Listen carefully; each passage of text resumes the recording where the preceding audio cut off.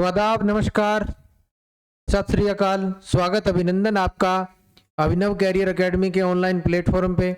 जैसा कि हमारी क्लासें चल रही थी भारत की राज्य व्यवस्था के अंतर्गत, हमने भारत की संविधान सभा कंप्लीट कर ली थी, उसके क्वेश्चन आंसर भी कर लिए थे। इसके बाद में हमारी जो नेक्स्ट क्लास रही थी वो भारतीय संविधान की प्रस्तावना, और उसके बाद जो हमारी क्लास थी वो थी भारतीय संविधान की विशेषताओं के बारे में। और आज उपस्थित हुआ हूं मैं आप सभी के सामने भारतीय संविधान की प्रस्तावना और भारतीय संविधान की विशेषताओं से जो क्वेश्चन आ सकते हैं आपके लिए, उन क्वेश्चनों की कड़ी के साथ में आपके सामने उपस्थित हूं। चलते हैं आज की क्लास की तरफ। उससे पहले आप इस चैनल को सब्सक्राइब करें, लाइक करें, शेयर करें और अपने दोस्तों के पास में पहुंचाएं, क्योंकि सीईटी की मुख्य परीक्षा जल्द आयोजित होने वाली है, तो इसका सभी को लाभ मिले। और चलते हैं अपनी क्लास की तरफ और क्वेश्चनों की कड़ी में। सबसे पहले क्वेश्चन दिया गया है, पहला क्वेश्चन कि भारत की जो संविधान की उद्देशिका है यानी प्रस्तावना, उसमें उल्लेखित शब्द क्या पूछा गया है? शब्द पूछा गया है कि हम भारत के लोग। शब्द पूछा गया है हम भारत के लोग।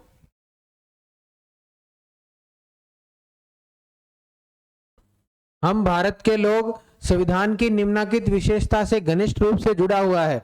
यानी आप लोग जब प्रस्तावना की क्लास को उठाएंगे तो सबसे पहले जो पहला शब्द समझाया गया था प्रस्तावना के अंदर, उसका अर्थ मैंने यही बताया था कि हम भारत के लोग, जो शब्द लिखा गया है इसका अर्थ क्या निकलता है। ऑप्शन क्या दिए गए हैं? ऑप्शन पहला दिया गया है पंथ निरपेक्षता। तो भारत के लोगों का पंथ निरपेक्षता से तो कोई मतलब नहीं रह जाता, इसका आंसर ये तो नहीं हो सकता, तो ऑप्शन एक तो हो गया गलत। इसके बाद में दे रखा है संप्रभु राज्य, ये हो सकता है, लेकिन उससे पहले अपने आगे वाले ऑप्शन चेक कर लें, क्योंकि ऑप्शन पे बहुत कुछ डिपेंड करता है। उसके बाद में द्विसदनात्मकतावाद, ये नहीं हो सकता, दो सदन से इसका कोई लेना देना नहीं है। और उसके बाद में स्वतंत्र न्यायपालिका, इससे भी इसका कोई लेना देना नहीं है। हम भारत के लोग, इसका मतलब ये हो गया कि जो अंतिम शक्ति है, कल मैंने आपको क्लास के अंदर बताया था कि अंतिम शक्ति किसके पास में है? अंतिम शक्ति भारत के लोगों के पास में, यानी जनता के पास में है। जनता सर्वोपरि है, तो इसका सही आंसर हो जाएगा संप्रभु राज्य। आगे नेक्स्ट क्वेश्चन। नेक्स्ट क्या दिया गया है? नेक्स्ट दिया गया है भारतीय संविधान की प्रस्तावना में लिखित हम भारत के लोग से क्या अर्थ निकलता है। वो उसकी लैंग्वेज को घुमा के पूछा गया है। इसमें क्वेश्चन पूछने का तरीका अलग है, साथ ही साथ इसमें जब आप लोग ऑप्शन की तरफ निगाह डालते हैं तो इसमें भी अंतर देखने को मिलता है। वहां आपको छोटे ऑप्शन दिए गए थे, यहाँ उसका विस्तारित रूप दे रखा है, इसके ऑप्शन भी अलग हैं। तो पहला ऑप्शन दे रखा है कि भारतीय गणराज्य की प्रभुसत्ता जनता में निहित है, तो ये ऑप्शन अपने किया था, तो इसका आंसर ये हो सकता है। लेकिन आगे वाला ऑप्शन चेक करेंगे कि संविधान का निर्माण भारत की जनता द्वारा हुआ तो है, लेकिन इसका अर्थ ये नहीं है। यहाँ हम भारत के लोग का मतलब कि भारत की गणराज्य है, उसकी जो प्रभुसत्ता है, जो अंतिम शक्ति है, वो जनता में निहित है। इसका भी इससे कोई लेना देना नहीं है। संविधान निर्माता की जनता प्रतिनिधित्व करती है और संविधान भारत की जनता की सहमति पर आधारित है, इससे इसका अर्थ नहीं है, बल्कि इसका सही आंसर हो जाएगा भारतीय गणराज्य की प्रभुसत्ता जनता में निहित है। इसका अर्थ हो गया हम भारत के लोग, वो प्रतिनिधित्व करते हैं भारतीय संप्रभुता का। आगे नेक्स्ट क्वेश्चन।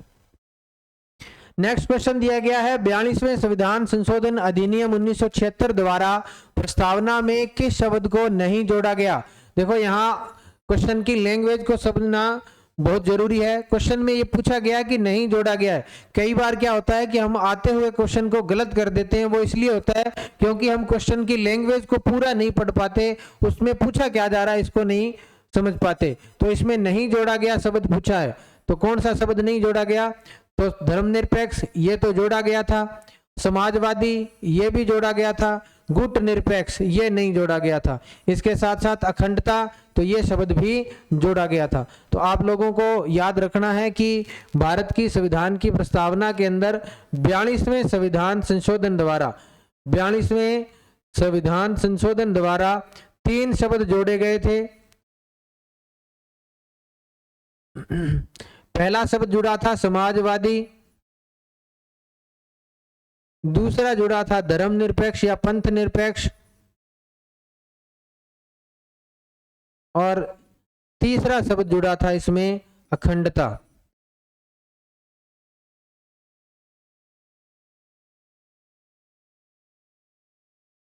ये 3 शब्द जोड़े थे। गुट निरपेक्ष शब्द का इससे कोई लेना देना नहीं है, गुट निरपेक्ष तो एक अलग शब्द है।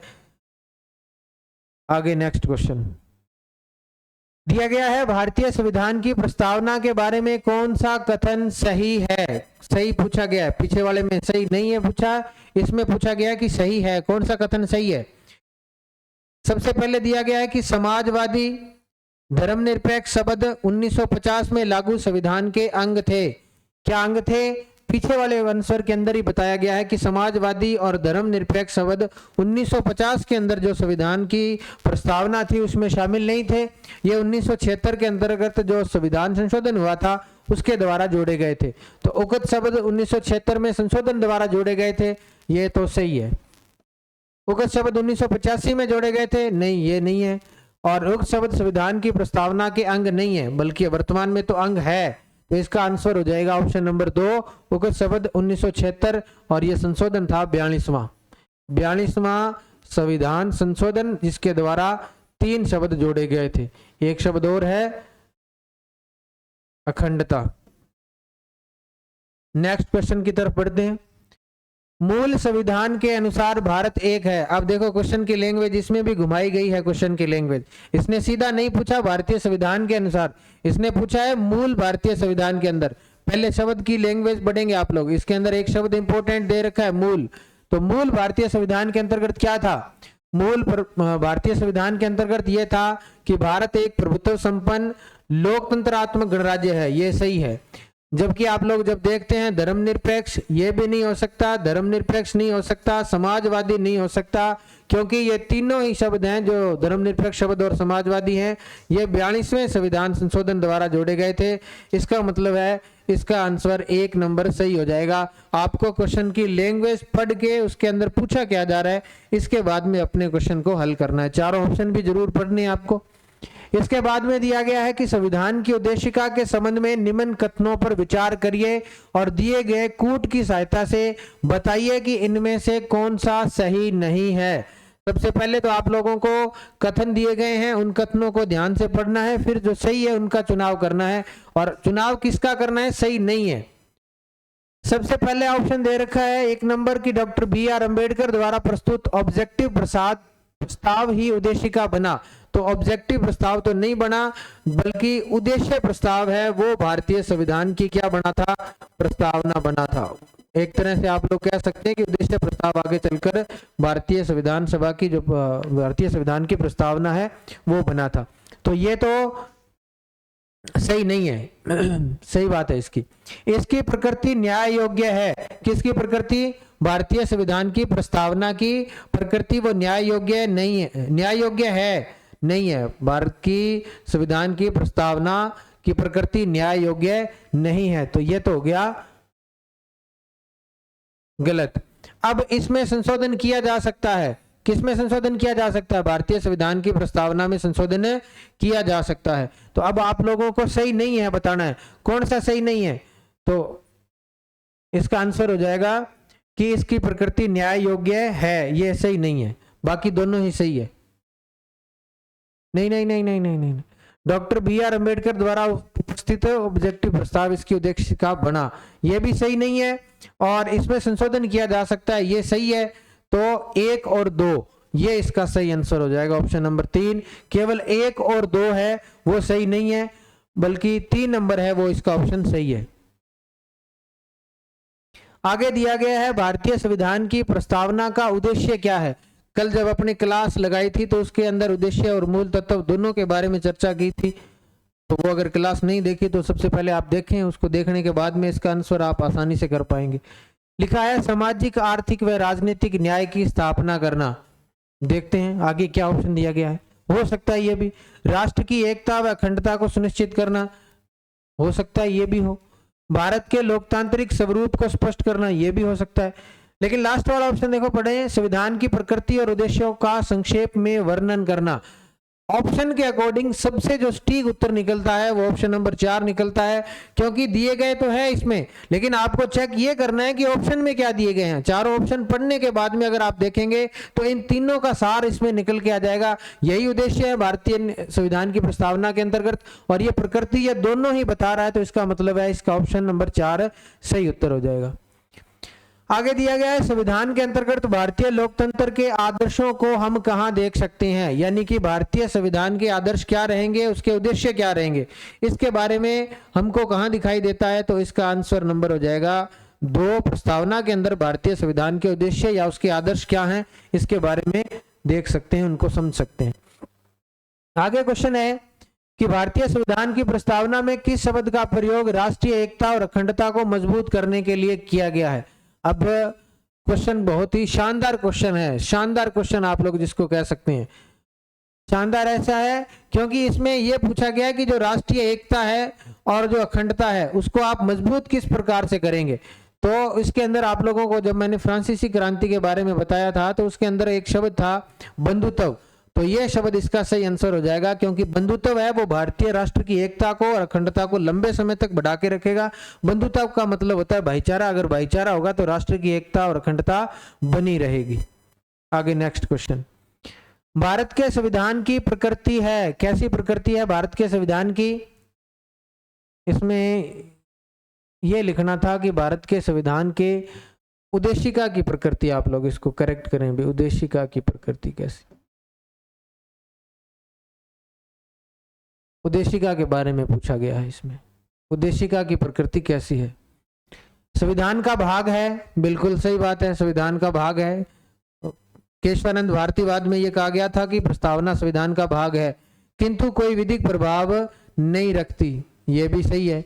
लेकिन ऑप्शन के अंदर चेक करना है, मैंने आपको यही कहा है इस क्लास के अंदर बहुत सारे क्वेश्चन ऐसे हैं जो ऑप्शन के अकॉर्डिंग हल होने वाले हैं। सटीक उत्तर कौन सा निकलेगा वो है संविधान का भाग नहीं है, नहीं है, ये तो गलत हो गया, ये तो सरासर ही गलत है। संविधान का भाग है किंतु उसके अन्य भागों से स्वतंत्र होकर उसका कोई विधिक प्रभाव नहीं है, बिल्कुल ये सही आंसर होगा। लेकिन इससे पहले अपने को इसका चौथा ऑप्शन पढ़ लेते हैं कि संविधान का भाग है और वैसा ही विधिक प्रभाव रखती है, बिल्कुल गलत बात, वैसा विधिक प्रभाव नहीं रख सकती, इसको न्याय के अंदर चुनौती नहीं दी जा सकती। इसका मतलब जो अपने पास में ऑप्शन दिए गए हैं उसके अंदर तीसरा ऑप्शन है वो सबसे सटीक उत्तर निकलता है कि अन्य भागों से स्वतंत्र है। लेकिन अगर आपको ये लगे कि अन्य भाग आपके समझ में नहीं आ रहे हैं तब आप उद्देशिका का सहारा लेकर उसको समझ सकते हैं। स्वतंत्र होकर कोई विधिक प्रभाव नहीं रखती, आप लोगों को पता होगा कि शक्ति का स्रोत नहीं है, तो इसका मतलब इसका तीसरा ऑप्शन सही हो जाएगा। आगे नेक्स्ट क्वेश्चन की तरफ बढ़ते हैं। 11 नंबर क्वेश्चन में दिया गया है कि निम्न में से किस प्रकार के न्याय का उल्लेख भारत की संविधान की प्रस्तावना के अंतर्गत नहीं किया गया है। कौन सा शब्द है जो भारत की प्रस्तावना है संविधान की उसके अंतर्गत नहीं दिया गया है। अपने जब प्रस्तावना पढ़ते हैं तो उसके अंतर्गत दिया गया है 3 प्रकार के न्याय की डिस्कशन किया था आपने, तो 3 प्रकार का न्याय था, सामाजिक, आर्थिक और राजनीतिक न्याय। क्रम से याद करें तो न्याय कैसा दिया गया है, एक तो दिया गया है सामाजिक, दूसरा दिया गया है आर्थिक और तीसरा दिया गया है राजनीतिक। तो आप लोगों को आंसर मिल गया होगा कि इसका आंसर कौन सा रहने वाला है।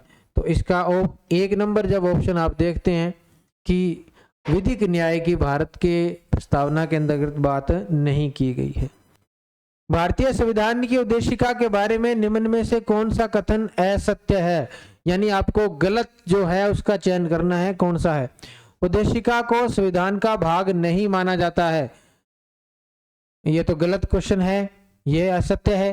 पहला ऑप्शन तो इसमें शामिल है क्योंकि संविधान को भाग माना गया है उद्देशिका का, किसके द्वारा ये माना गया था, आपके केशवानंद भारतीवाद के द्वारा।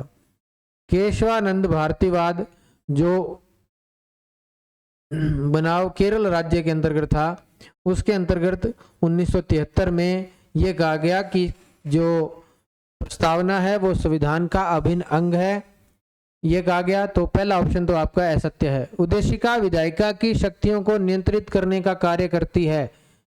उद्देशिका नियंत्रित करती है क्या, कोई शक्ति स्रोत है क्या, नहीं है, उसके ऊपर कंट्रोल नहीं कर सकती, तो ये भी ऑप्शन क्या है, गलत है। तीसरे पे चलते हैं। उद्देशिका उद्देश्य प्रस्ताव पर आधारित है, जिसे पंडित नेहरू द्वारा प्रस्तुत किया गया था। ये तो ठीक बात है, तो इसका मतलब ये तो सही है। और पूछा क्या है, असत्य कौन से हैं, तो दो असत्य हैं, पहला और दूसरा असत्य है, तीसरा इसका सही है। जो पंडित नेहरू ने उद्देश्य प्रस्ताव रखा था वही उद्देशिका के प्रस्ताव पर आधारित है, और इसका ऑप्शन हो जाएगा 2 नंबर, 1 और 2 इसके गलत आंसर है, और गलत ही पूछा। निम्न में से कौन से तत्व भारतीय संविधान की प्रस्तावना के हैं। कल क्लास करवाई थी तो उसके अंतर्गत मूल तत्वों के बारे में चर्चा की गई थी, और ये 4 ही तत्व बताए थे मैंने आप लोगों को, और वही सेम दे रखे हैं इसमें। तो भारत के संविधान के अधिकार का स्रोत है, बिल्कुल भारत के संविधान के अधिकारों का स्रोत है, यानी कि जो संविधान की प्रस्तावना है वो किसके द्वारा शक्ति ग्रहण करती है, तो जनता द्वारा शक्ति ग्रहण करती है, अंतिम शक्ति जनता के पास में है। भारत की राज्य की प्रकृति के बारे में बताती है कि भारत का राज्य समाजवादी है, पंथ निरपेक्ष है, लोकतंत्रात्मक है और गणराज्य है। संविधान के उद्देश्यों के बारे में बताती है कि भारत का जो संविधान है उसके उद्देश्य क्या है, न्याय की स्थापना करेगा, स्वतंत्रता की स्थापना करेगा, बंधुत्व को बढ़ाएगा, राष्ट्र की एकता और अखंडता को बना के रखेगा। संविधान के लागू होने की तिथि भी दे रखी है 26 नवंबर 1949 भारतीय संविधान की प्रस्तावना के अंतर्गत। तो ये चारों ऑप्शन जहां भी हैं वो सही हो जाएगा, यानी कि ऑप्शन नंबर डी 1, 2, 3, 4 इसका सही आंसर हो जाएगा। नेक्स्ट, भारत का संविधान मान्यता प्रदान करता है। भारत का संविधान मान्यता प्रदान करता है, ये आर्टिकल 29 और 30 के अंतर्गत दिया गया है।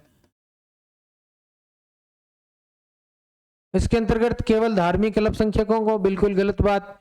केवल भाषाई अल्पसंख्यकों को नहीं, धार्मिक एवं भाषाई अल्पसंख्यकों को। तो ये थोड़ा सा क्वेश्चन इस टॉपिक से अलग है और ये अपने बाद में चर्चा करेंगे। नरजातीयता की बात नहीं की गई है इसके अंतर्गत। आगे वाला क्वेश्चन, भारत में राजनीतिक व्यवस्था के मूलभूत लक्षण क्या हैं। राजनीतिक जो व्यवस्था भारत में अपनाई गई है उसके लक्षण क्या है, मूल लक्षण क्या है। क्या भारत एक लोकतांत्रिक गणतंत्र है, बिल्कुल है। भारत में लोकतंत्रात्मक शासन प्रणाली है, और साथ ही साथ भारत का जो सर्वोच्च पदाधिकारी है जिसको राष्ट्रपति बोलते हैं, सर्वोच्च प्रशासनिक संवैधानिक मुखिया है, वो जनता द्वारा निर्वाचित होता है। इसमें संसदात्मक रूप की सरकार है, बिल्कुल सही बात है। भारत ने संसदीय मॉडल को अपनाया है। सर्वोच्च सत्ता भारत की जनता में निहित है, बिल्कुल ये भी सही बात है। यह एक एकीकृत शक्ति का प्रावधान करती है, बिल्कुल सही नहीं है, ये सही नहीं है।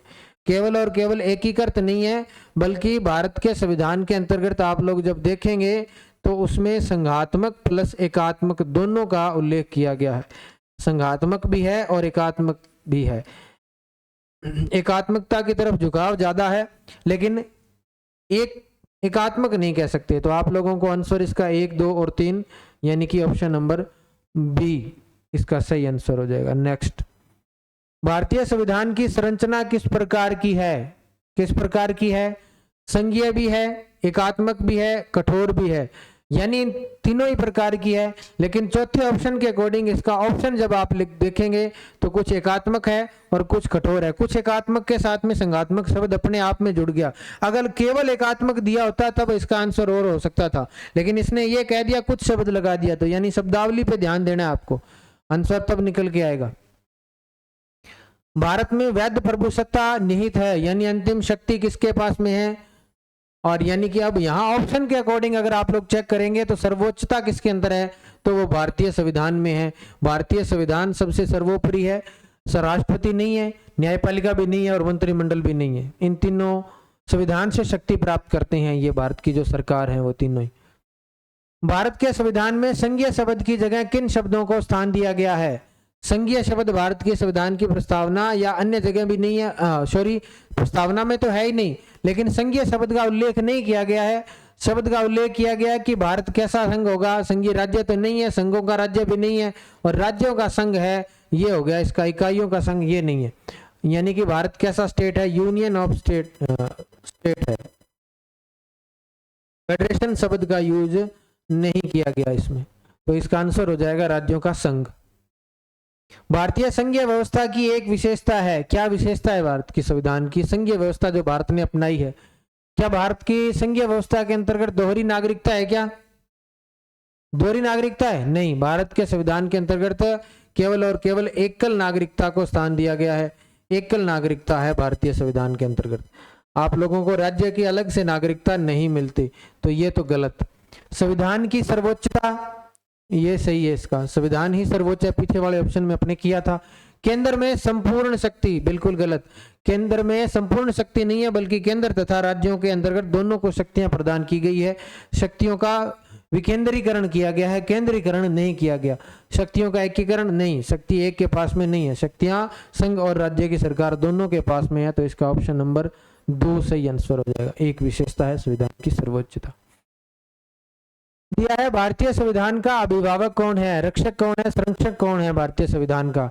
तो संविधान को रक्षक करने की काम राष्ट्रपति नहीं करता, प्रधानमंत्री नहीं करता, सर्वोच्च न्यायालय करता है, निर्वाचन आयोग नहीं करता। तो इसका आंसर नंबर 3 सही हो जाएगा। आगे, भारतीय संविधान की विशेषता नहीं है। जब आप लोग भारतीय संविधान की उद्देशिका या प्रस्तावना पढ़ते हैं तो उसमें आप लोगों को विशेषता के बहुत सारे टॉपिक मिल जाते हैं। राज्य की प्रकृति कैसी है वो बता सकते हैं। धर्मनिरपेक्ष राज्य है भारत, बिल्कुल है। शक्तियों का केंद्रीकरण किया गया है क्या, नहीं किया गया। पीछे वाले में बताया गया कि केंद्रीकरण नहीं बल्कि विकेंद्रीकरण किया गया है। राज्य के पास में और सरकार की, संघ के पास में अलग अलग शक्तियां हैं। समाजवादी राज्य है क्या, बिल्कुल है भारत का राज्य।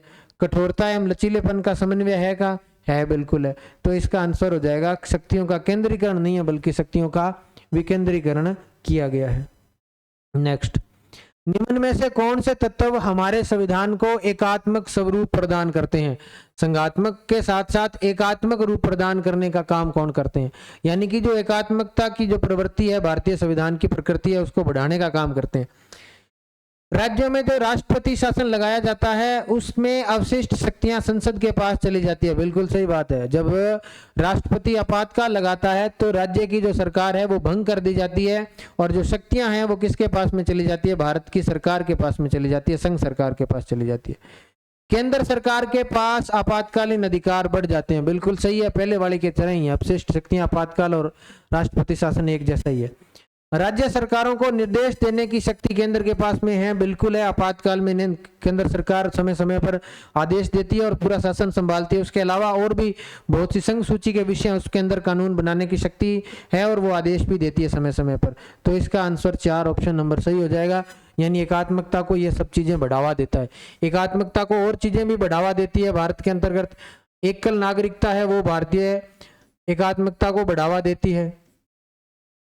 और क्या है, एकल संविधान है, यानी राज्यों और संघ का एक ही संविधान है। तो इसका मतलब ये हो गया कि वो एकात्मकता को बढ़ावा देती है। और क्या है, सर्वोच्च संविधान है, इसका मतलब है कि इससे एकात्मकता को बढ़ावा मिलता है। अवशिष्ट शक्तियां केंद्र के पास में है, ये भी अवशिष्ट शक्तियां किसके पास में है, अवशिष्ट विषय जो बच जाते हैं संघ सूची राज्य सूची के अलावा, अवशिष्ट शक्तियां संघ के पास में।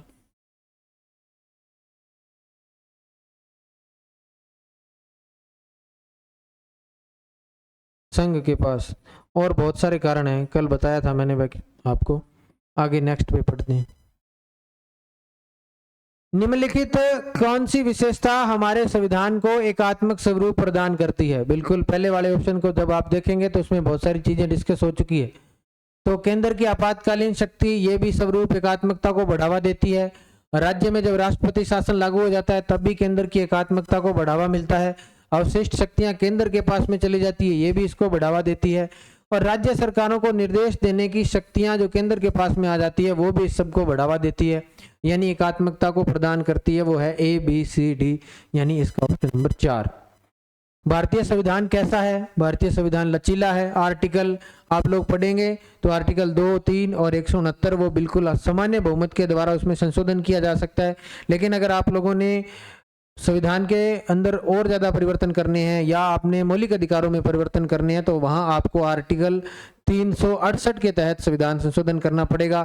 और आर्टिकल 368 के तहत 2 प्रकार के संविधान संशोधन की प्रक्रिया अपनाई गई है, जिसमें एक तो पूर्णतः बहुत ज़्यादा कठोर है, जिसमें आद्य राज्यों का अनुमोदन भी करवाना पड़ता है और 2/3 बहुमत भी चाहिए आप लोगों को। तो इसका मतलब है कि लचीले और कठोर का सामंजस्य स्थापित किया गया भारतीय संविधान के अंतर्गत। नेक्स्ट, भारत का संविधान किस प्रकार का। देखो ये आंसर, इसके ऑप्शन वो सेम ही है, लेकिन नम्य और अनम्य का अर्थ ये होता है कि उसको, नम्य का मतलब क्या होता है, नम्य का मतलब लचीला और अनम्य का मतलब कठोर। तो इसका आंसर ये 3 सही हो जाएगा। आपको ऑप्शन पे ध्यान देना है कि ऑप्शन आया क्या है, पूछ क्या रहा है वो।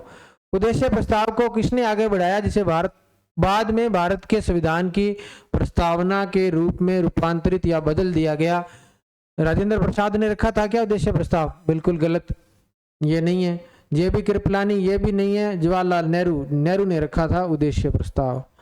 उद्देश्य प्रस्ताव जो रखा था वही आगे चलकर भारत की संविधान की प्रस्तावना बना। ये कब रखा गया था? तो ये रखा गया था 13 दिसंबर 1946 को। पास कब हुआ था? 22 जनवरी 1947 को। 22 जनवरी उद्देश्य को प्रस्ताव को क्या कर लिया था? प्रस्ताव पारित। आगे, संविधान के प्रस्तावना की कानूनी वैधानिक प्रकृति क्या है? प्रस्तावना के अंतर्गत कानून से रिलेटेड प्रस्तावना का क्या अर्थ निकलता है? प्रकृति कैसी है? परिवर्तनीय का मतलब होता है लागू करना या शक्ति अर्जित करना। शक्ति का प्रभाव, ये आप लोग कह सकते हैं। तो प्रस्तावना के पास में शक्ति है क्या? नहीं है। यह परिवर्तनीय है? नहीं है। बिल्कुल सही बात है, इसका शक्ति स्रोत नहीं है, यानी यह किसी को आदेश नहीं कर सकती, यानी जो अपनी विधानमंडल है उनको रोक नहीं सकती, उनकी शक्तियों पर प्रतिबंध नहीं लगा सकती। ऐसा भारतीय संविधान की प्रस्तावना की प्रकृति है। विशेष परिस्थितियों में लागू किया जा सकता है, ऐसा तो कुछ नहीं है, और इनमें से कोई नहीं। तो इसका आंसर नंबर 2 सही हो जाएगा। निम्नलिखित में से कौन सा भारतीय संविधान की प्रस्तावना का हिस्सा नहीं है? प्रस्तावना के अंतर्गत कौन कौन से शब्द दिए गए हैं? तो समाजवाद तो दिया गया है, लोकतांत्रिक भी दिया गया है, पंथ निरपेक्ष दिया गया, लेकिन संघवाद शब्द नहीं दिया गया। तो इसका आंसर ये हो जाएगा, आंसर नंबर 4। समाजवादी, पंथ निरपेक्ष, लोकतांत्रिक, गणराज्य, पहली ही लाइन में आप लोगों को शब्द देखने को मिलते हैं। नेक्स्ट, निम्नलिखित में से कौन सा भारतीय संविधान की प्रस्तावना का हिस्सा नहीं है? ये सेम ही क्वेश्चन है, तो इसका आंसर अपने करके गए हैं, आंसर नंबर 4। भारत के संविधान की प्रस्तावना में वर्णित शब्दों का सही क्रम है। शानदार क्वेश्चन, बहुत ही शानदार क्वेश्चन है आपके सामने। कल ही मैंने बताया था प्रस्तावना के अंतर्गत आपको कि आपको प्रस्तावना कंठस्थ होनी चाहिए, आपको क्रम से याद होनी चाहिए। अगर क्रम से याद नहीं है तो इसका मतलब ये क्वेश्चन आप लोग हल नहीं कर पाएंगे। तो बंधुत्व पहले दिया गया है क्या? नहीं दिया गया। समता, स्वतंत्रता और न्याय, ये तो नहीं है। बंधुत्व तो बिल्कुल लास्ट में दिया गया है। समता, स्वतंत्रता, न्याय, ये भी नहीं है। और स्वतंत्रता, समता, न्याय, बंधुत्व, ये भी नहीं है। न्याय, स्वतंत्रता, समता और बंधुत्व, ये इसका ऑप्शन है। ऑप्शन कैसे है? जब आप लोग भारतीय संविधान की प्रस्तावना पढ़ते हैं तो उसमें दिया गया है कि हम भारत के लोग भारत को एक संपूर्ण प्रभुत्व संपन्न समाजवादी पंथ निरपेक्ष लोकतंत्रात्मक गणराज्य बनाने के लिए तथा उनके समस्त नागरिकों को उसके बाद में देता है सामाजिक, आर्थिक, राजनीतिक न्याय प्राप्त करने तथा उन सब में उसके बाद में देता है वो 5 प्रकार की स्वतंत्रता। स्वतंत्रता क्या देता है? विचार, अभिव्यक्ति, विश्वास, धर्म, उपासना की स्वतंत्रता, प्रतिष्ठा और अवसर की समानता, और उसके बाद में देता है राष्ट्र की एकता और अखंडता को मजबूत करने वाली बंधुता। तो आप जब प्रस्तावना ढंग से याद करेंगे तभी आंसर निकल के आएगा, अन्यथा नहीं। तो इसका 4 नंबर ऑप्शन है वो सही हो जाएगा। बहुत शानदार क्वेश्चन था, ऐसे क्वेश्चन एग्जाम में देखने को मिल सकते हैं, क्योंकि पॉलिटी बहुत खतरनाक लेवल की पूछी जा रही है आजकल। वर्तमान में पॉलिटी का लेवल बहुत ऊंचा हो गया है। निम्नलिखित में से कौन सा शब्द हमारे संविधान की प्रस्तावना में नहीं लिखा गया है? संपूर्ण प्रभुत्व संपन्न, तो संप्रभुता के बारे में तो दिया गया है। समाजवादी, पंथ निरपेक्ष, लोकतंत्रात्मक गणराज्य, ये भी दिया गया है, लेकिन साम्यवादी नहीं दिया गया। साम्यवादी अलग शब्द है, तो इसका आंसर हो जाएगा 4 नंबर, और ये हो जाएगा इसका आंसर, यानी प्रस्तावना में नहीं लिखा गया है, तो ये साम्यवादी शब्द नहीं लिखा गया। नेक्स्ट, भारत के संविधान के दार्शनिक पद पर आधारित है। भारत के संविधान के दार्शनिक पद पर आधारित है, कौन सा है? जिसके आधार पर संविधान की जो प्रस्तावना है, प्रस्तावना से रिलेटेड है क्वेश्चन ये, उसके आधार पर ये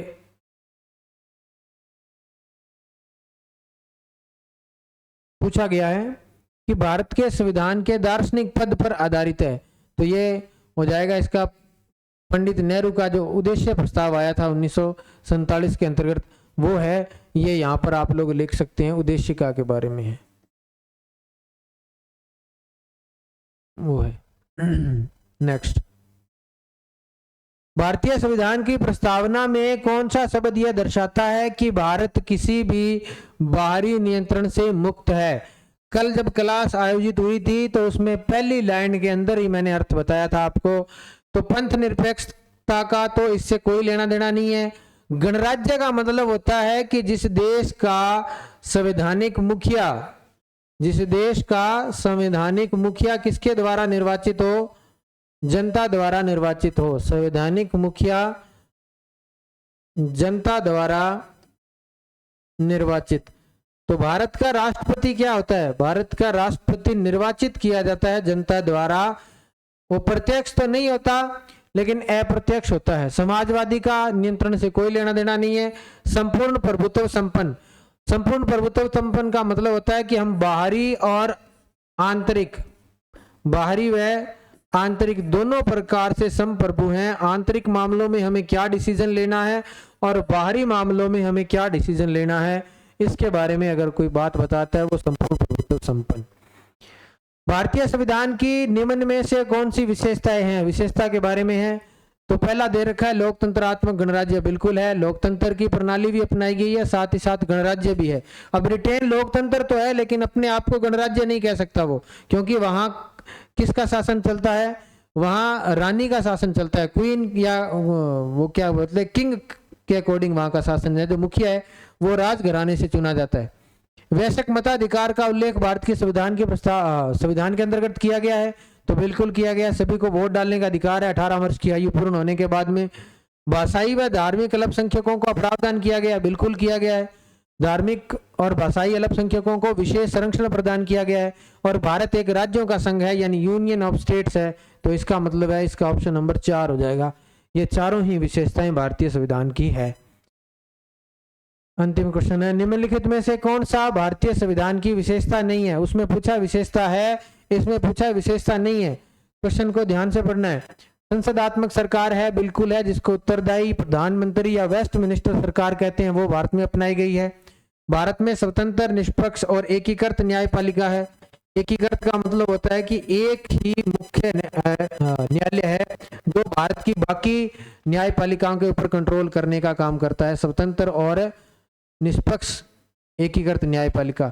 संघात्मक सरकार है, बिल्कुल है, भारत में संघ सरकार है, भारत राज्यों का संघ है। तो अध्यक्षात्मक सरकार भारत में नहीं है, ये यूएसए के अंदर चलती है अध्यक्षात्मक सरकार। वहां राष्ट्रपति को मुखिया माना गया है, संवैधानिक मुखिया। तो आज की क्लास हमने देखा कि भारतीय संविधान की प्रस्तावना और भारतीय संविधान की जो विशेषताएं हैं उनसे आपके सामने मैंने बहुत सारे क्वेश्चन आपके लिए लेके आया था। उम्मीद है कि ये क्लासें आपके आगामी आने वाले एग्जाम में बहुत कुछ आपका जो क्लियर माइंड करेगी कि प्रस्तावना और उद्देशिका के साथ साथ विशेषताओं से आपके क्वेश्चन गलत होने वाले की संभावना नहीं है। और जल्द ही मिलते हैं, आगे अपने मौलिक अधिकारों को स्टार्ट करने वाले हैं। मौलिक अधिकारों से बहुत ज़्यादा इंपॉर्टेंट क्वेश्चन आते हैं, प्रत्येक एग्जाम के अंदर आते हैं, तो जुड़े रहिए चैनल के साथ में। नेक्स्ट अपने मिलते हैं भारत की संविधान के मूल अधिकारों के अंतर्गत। तब तक के लिए सभी को मेरा धन्यवाद, नमस्कार।